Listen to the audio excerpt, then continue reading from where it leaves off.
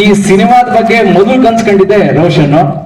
So ನಾನು ಮಾರಿಗುಡ್ಡದ ಗಡದಾರಿಗಳು cinema ಆದ್ಮೇಲೆ ಏನ್ ಮಾಡ್ಬೇಕು ಅಂತ ಯೋಚನೆಯಲ್ಲಿದೆ. ಅವಾಗ ಒಂದಿನ ಬಂದು, ಸರ್ ಇದರ ಒಂದು ಕಥೆ ಇದೆ, ಅದನ್ನ ನೀವೇ ನಿರ್ದೇಶನ ಮಾಡ್ಕೊಡ್ಬೇಕು ಅಂತ ಬಂದ್ರು. ಕತೆ ಹೇಳಿದ್ರು, ತುಂಬಾ ಇಂಟ್ರೆಸ್ಟಿಂಗ್ ಅನಿಸ್ತು. ಸರಿ ಅಂತ ಹೇಳ್ಬಿಟ್ಟು ಸ್ಟಾರ್ಟ್ ಮಾಡಿದ್ವಿ. 2023 ನಾವು ಸ್ಟಾರ್ಟ್ ಮಾಡಿದ್ವಿ ಅನ್ಸುತ್ತೆ. ಸೊ ಅಲ್ಲಿಂದ ಒಂದ್ ಹಂತದ ಚಿತ್ರೀಕರಣ ಮುಗಿದಿದೆ, ಇನ್ನೂ ಒಂದಷ್ಟು ಬ್ಯಾಲೆನ್ಸ್ ಇದೆ.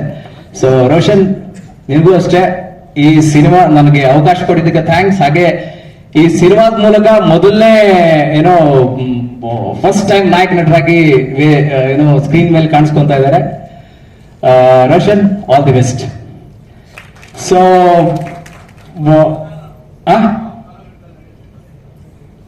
ಸರ್, ಇದೊಂದು ಆಕ್ಷನ್ ಥ್ರಿಲ್ಲರ್ ಮೂವಿ. ಈ ಸಿನಿಮಾನ ಒಂದೇ ಒಂದು ಲೈನ್ ಹೇಳ್ಬೇಕು ಅಂದ್ರೆ, ಒಬ್ಬ ಮಗ ತಂದೆಗೋಸ್ಕರ ಸೇಡು ತೀರಿಸ್ಕೊಳ್ಳೋ ಒಂದು ರಿವೆಂಜ್ ಸ್ಟೋರಿ ಅಂತಾನೆ ಹೇಳ್ಬೋದು. ಇಷ್ಟು ಈಗ ಸದ್ಯಕ್ಕೆ ಸಾಕು ಅನ್ಸುತ್ತೆ. ಯಾಕೆಂದ್ರೆ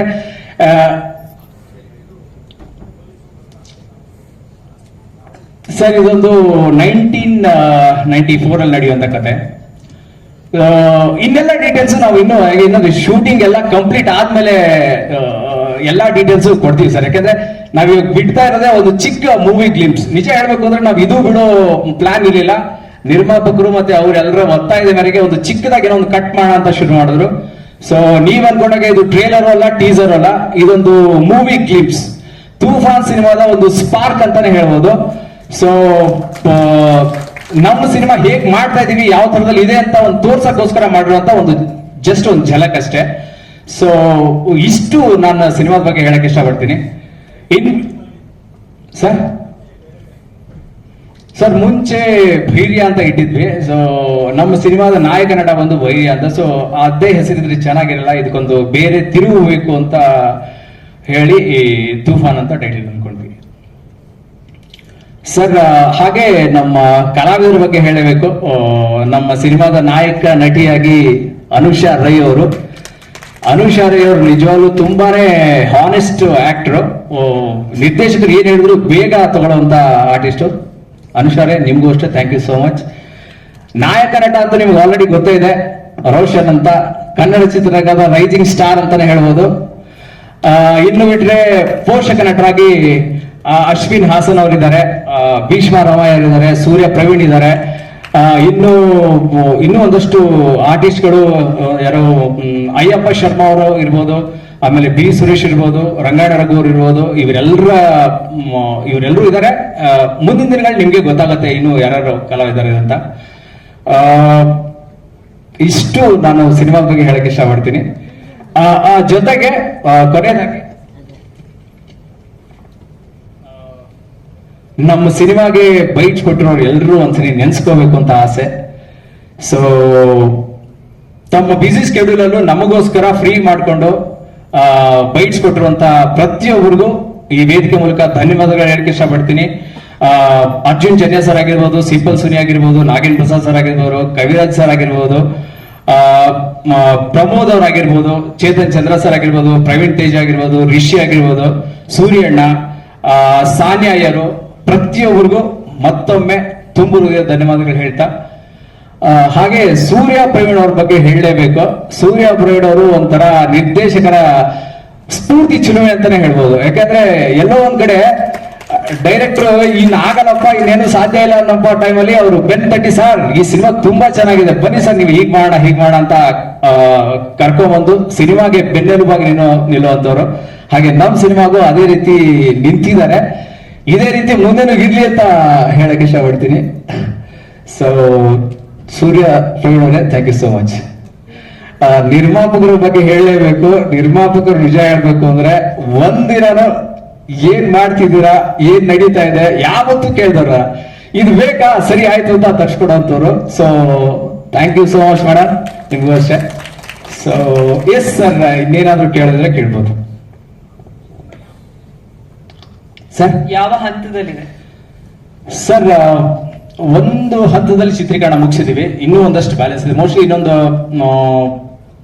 ಡಿಸೆಂಬರ್ ಎಂಡ್ ಅಲ್ಲಿ ರಿಲೀಸ್ ಮಾಡೋ ಪ್ಲಾನ್ ಇದೆ ಸರ್. ಸರ್ ಇದು ಕತೆ ಹೇಳಿದ್ನಲ್ಲ, ಇದು ಕತೆ ನನ್ನಲ್ಲ, ರೋಷನ್ ಅವ್ರದ್ದು. ಸೊ ಇದಕ್ಕೆ ನಾನು ಚಿತ್ರಕಥೆ ಸಂಭಾಷಣೆ ನಿರ್ದೇಶನ ಮಾಡ್ತಿರೋದು. ಸೊ ಈ ಮೂಲ ಕಥೆ ಒಂದು ರೋಷನ್ ಅವ್ರದ್ದೆ. ಸರ್, KGF ಇದಕ್ಕೂ ಯಾವುದೇ ರೀತಿಯ ಸಂಬಂಧ ಅಲ್ಲ, ಇದು ಬೇರೆನೆ. ನಾನು ಅವಾಗಲೇ ಒಂದು ಹೇಳ್ದೆ ನಿಮ್ಗೆ ಏನ್ ಕಂಟೆಂಟ್ ಇದೆ ಅಂತ. ಸೊ ಇದು ತಂದೆ ಮಗನ ಕತೆ. ಆಕ್ಚುಲಿ ಅದು ನಾನ್ ಹೇಳೋದಕ್ಕಿಂತ ನೀವು ಸ್ಕ್ರೀನ್ ಅಲ್ಲಿ ನೋಡಿದ್ರೆ ಚೆನ್ನಾಗಿರುತ್ತೆ.